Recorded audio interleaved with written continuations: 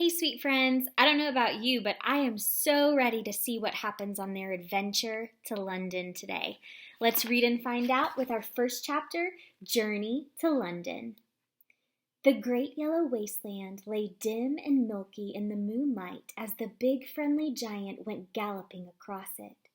Sophie, still wearing only her nightie, was reclining comfortably in a crevice of the BFG's right ear. She was actually in the outer rim of the ear, near the top, where the edge of the ear folds over, and this folding over bit made a sort of roof for her and gave her wonderful protection against the rushing wind. What is more, she was lying on skin that was soft and warm and almost velvety. Nobody, she told herself, had ever traveled in greater comfort. Take a look at her on the BFG's ear. So fun. Sophie peeped over the rim of the ear and watched the desolate landscape of giant country go whizzing by. They were certainly moving fast. The BFG went bouncing off the ground as though there were rockets in his toes. And each stride he took lifted him about 100 feet into the air. But he had not yet gone into that whizzing top gear of his when the ground became blurred by the speed and the wind howled and his feet didn't seem to be touching anything but air. That would come later. Sophie had not slept for a long time. She was very tired. She was also warm and comfortable. She dozed off. She didn't know how long she slept, but when she woke up again and looked out over the edge of the ear, the landscape had changed completely. They were in a green country now with mountains and forests. It was still dark, but the moon was shining as brightly as ever. Suddenly, and without slowing his pace, the BFG turned his head sharply to the left. For the first time during the entire journey, he spoke a few words. "Look, quick, over there," he said, pointing his long trumpet. Sophie looked in the direction he was pointing. Through the murky darkness, all she saw at first was a great cloud of dust about 300 yards away. "Those is the other giants all galloping back home after their guzzle," the BFG said. Then Sophie saw them. In the light of the moon, she saw all 9 of those monstrous, half-naked brutes thundering across the landscape together. They were galloping in a pack, their necks craned forward, their arms bent at the elbows, and worst of all, their stomachs bulging. The strides they took were incredible. Their speed was unbelievable. Their feet pounded and thundered on the ground and left a great sheet of dust behind them. But in 10 seconds, they were gone.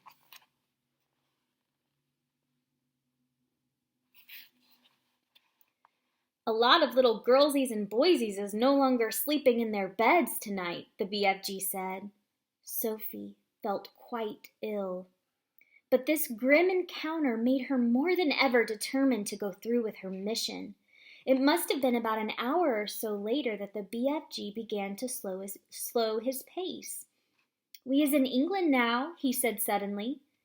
Dark though it was, Sophie could see that they were in a country of green fields with neat hedges in between the fields. There were hills with trees all over them, and occasionally there were roads with the lights of cars moving along. Each time they came to a road, the BFG was over it and away, and no motorist could possibly have seen anything except a quick black shadow flashing overhead. All at once, a curious orange-colored glow appeared in the night sky ahead of them. "We is coming close to London," the BFG said. He slowed to a trot. He began looking about cautiously. Groups of houses were now appearing on all sides, but there were still no lights in their windows. It was too early for anyone to be getting up yet. "Someone's bound to see us," Sophie said. "Never is they seeing me," the BFG said confidently. "You is forgetting that I is doing this sort of thing for years and years and years. No human being is ever catching even the smallest wink of me." "I did," Sophie whispered. "Ah," he said, "yes, but you was the very first." During the next half hour, things moved so swiftly and so silently that Sophie, crouching in the giant's ear, was unable to understand exactly what was going on. They were in streets. There were houses everywhere. Sometimes there were shops. There were bright lamps in the streets. There were quite a few people about, and there were cars with lights on. But nobody ever noticed the BFG. It was impossible to understand quite how he did it. There was a kind of magic in his movements. He seemed to melt into the shadows. He would glide. That was the only word to describe his way of moving. He would glide noiselessly from one dark place to another, always moving, always gliding forward through the streets of London, his black cloak blending with the shadows of the night. It is quite possible that one or two late-night wanderers might have thought they saw a tall black shadow skimming swiftly down a murky side street. But even if they had, they would never have believed their own eyes. They would have dismissed it as an illusion and blamed themselves for seeing things that weren't there. Sophie and the BFG came at last to a large place full of trees. There was a road running through it and a lake. There were no people in this place, and the BFG stopped for the first time since they had set out from his cave many hours before. "What's the matter?" Sophie whispered in her under-the-breath voice. "I is in a bit of a puddle," he said. "You're doing marvelously," Sophie whispered. "No, I isn't," he said. "I is now completely boggled. I is lost." "But why?" "Because we is meant to be in the middle of London, and suddenly we is in green pastures." "Don't be silly," Sophie whispered. "This is the middle of London. It's called Hyde Park. I know exactly where we are." "You is joking." "I'm not. I swear I'm not. We're almost there."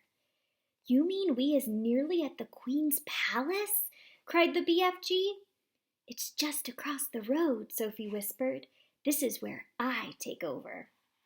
"Which way?" the BFG asked.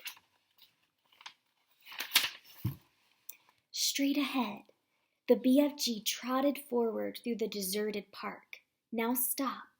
The BFG stopped. "You see that huge roundabout ahead of us just outside the park?" Sophie whispered. "I see it. That is Hyde Park Corner." Even now, when it was still an hour before dawn, there was quite a lot of traffic moving around Hyde Park Corner. Then Sophie whispered, "In the middle of the roundabout, there is an enormous stone arch with a statue of a horse and a rider on top of it. Can you see that?" The BFG peered through the trees. "I is seeing it," he said. "Do you think that if you took a very fast run at it, you could jump clear over Hyde Park Corner, over the arch and over the horse and rider and land on the pavement on the other side?" "Easy," the BFG said. "You're sure? You're absolutely sure?" "I promise," the BFG said. "Whatever you do, you mustn't land in the middle of Hyde Park Corner." "Don't get so flussed," the BFG said. "To me, that is a snitchy little jump. There's not a thing-a-ling-a-ling to it." "Then go," Sophie whispered. The BFG broke into a full gallop.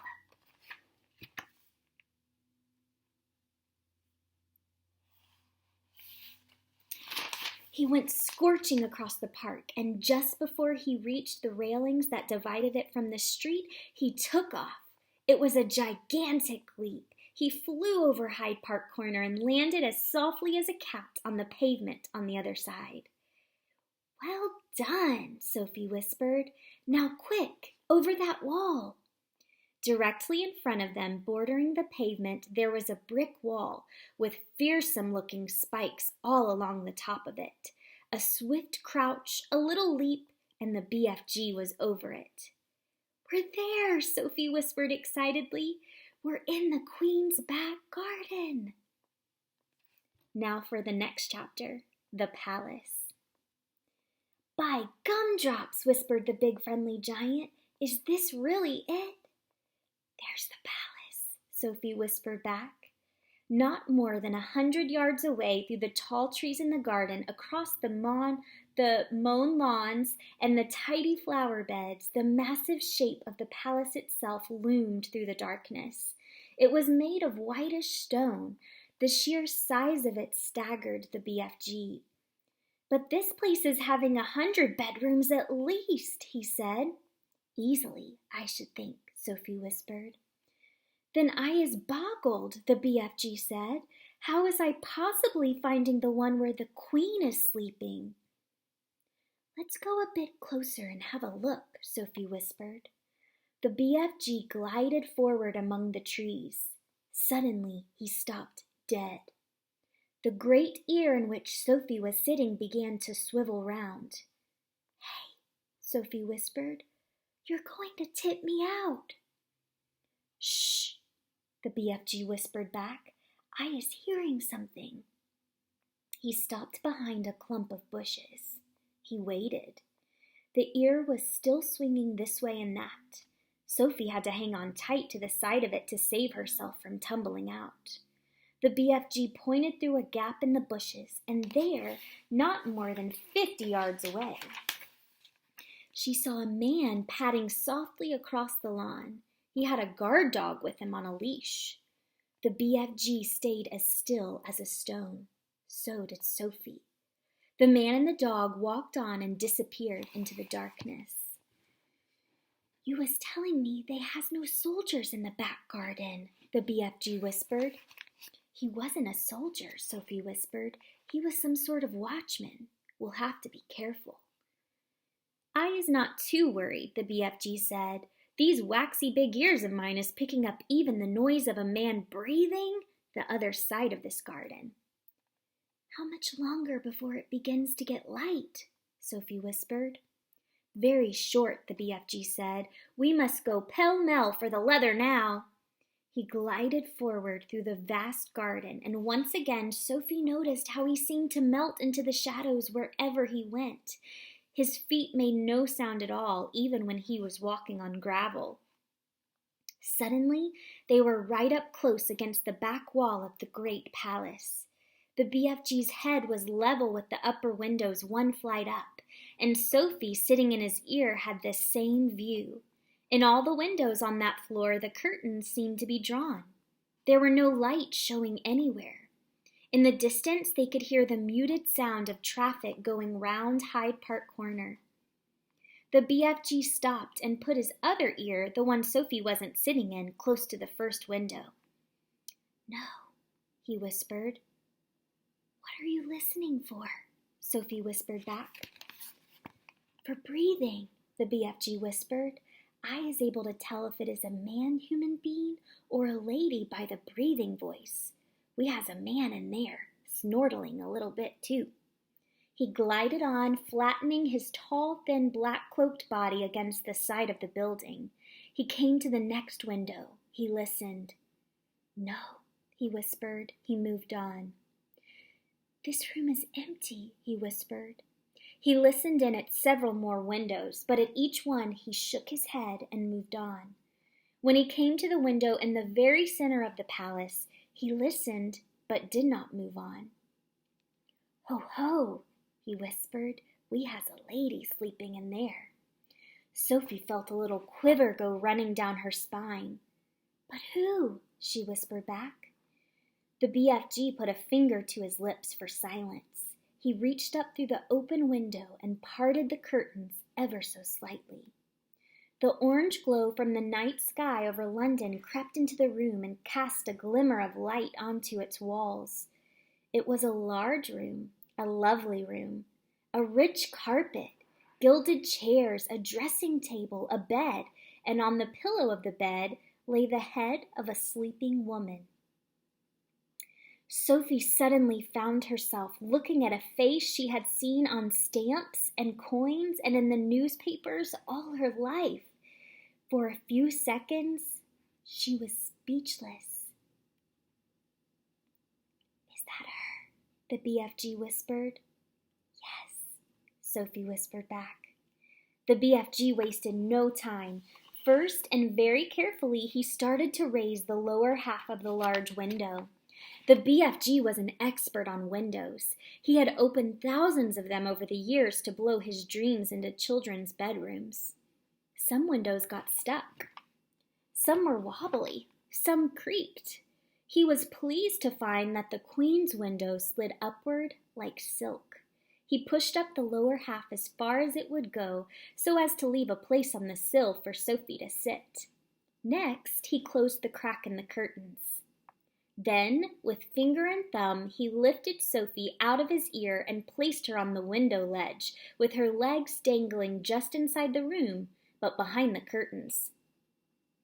"Now don't you go tip-toppling backwards," the BFG whispered.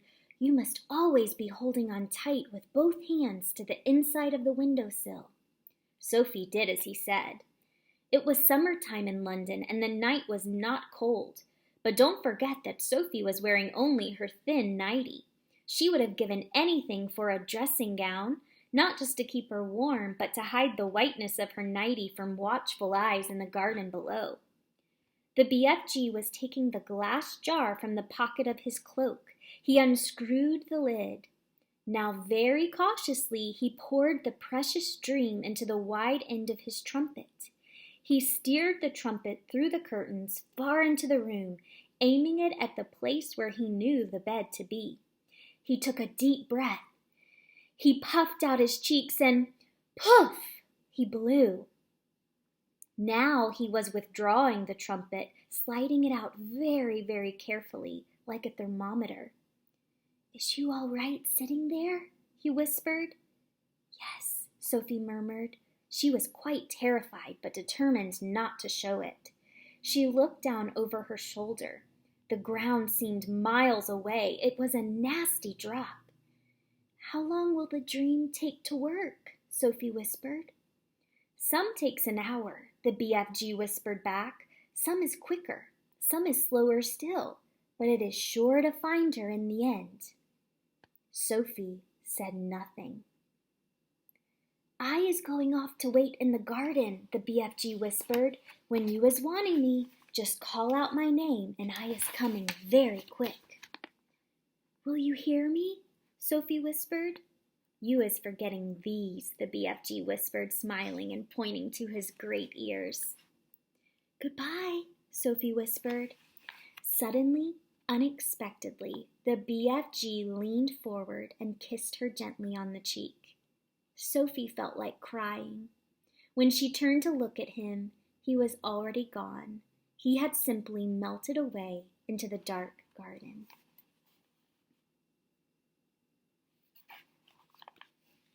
That's all for today, sweet friends. I hope you have a wonderful rest of your day.